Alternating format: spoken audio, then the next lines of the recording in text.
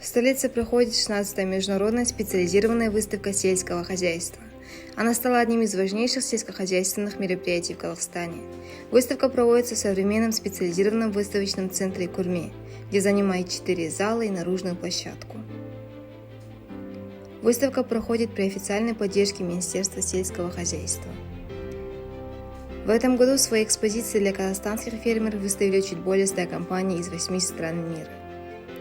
В их числе филиалы производителей из Турции, США, Чехии и России. Вход на выставку доступен только через систему АШАК. Согласно официальной статистике, выставку посетили более 4000 человек, из которых 97% являются специалистами. Площадь открытия Астана составляет 5134 квадратных метра.